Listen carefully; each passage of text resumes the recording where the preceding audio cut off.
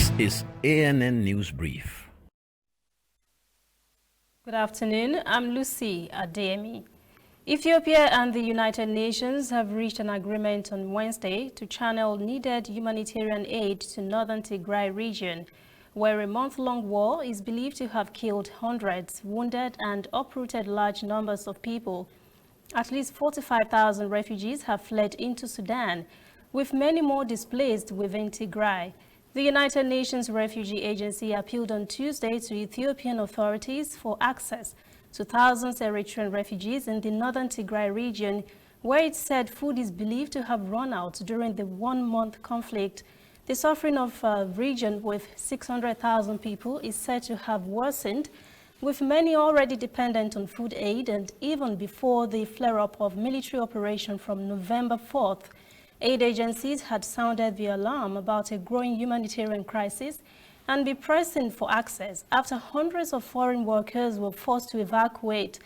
Ethiopia federal troops have declared their military operation against the Tigray local forces over after it says it captured the regional capital Mekele on the weekend from the Tigray People's Liberation Front.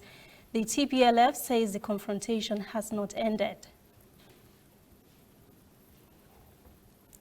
Pope Francis has condemned the killing of rice farmers and villagers in Borno, northeast Nigeria, by suspected Islamist militants as a terroristic massacre that offended the name of God. Hundreds were slaughtered and killed. Official figures show 43 whom were beheaded in the attack in the village of Sabamari. The UN estimated at least 110 persons were killed across the Jere local government area of Borno State.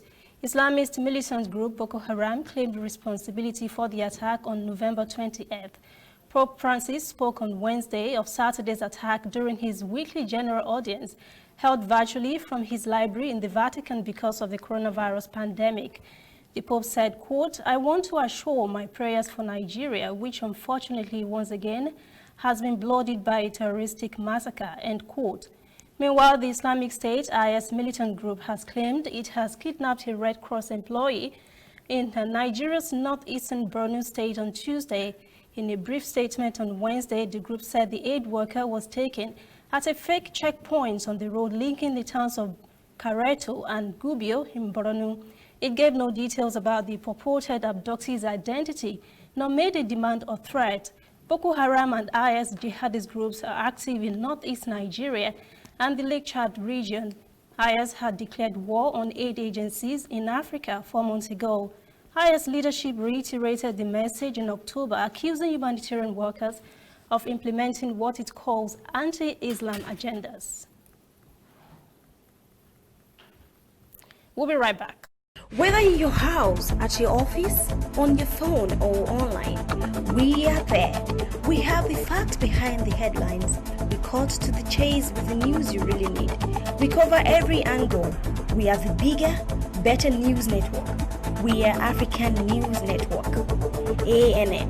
Watch ANN News on MITV from a truly African spirit.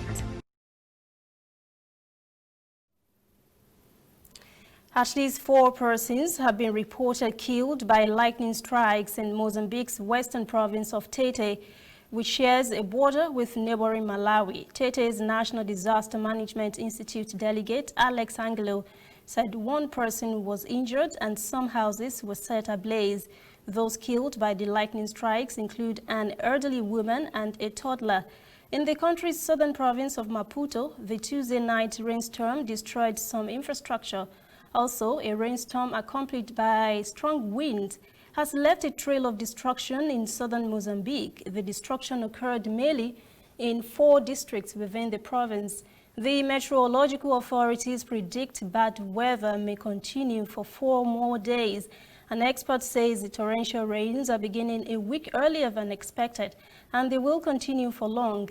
The situation is likely to cause flooding in the cities of Beira and Dodo, which were devastated by Cyclone Idai last year and caused erosion in another area.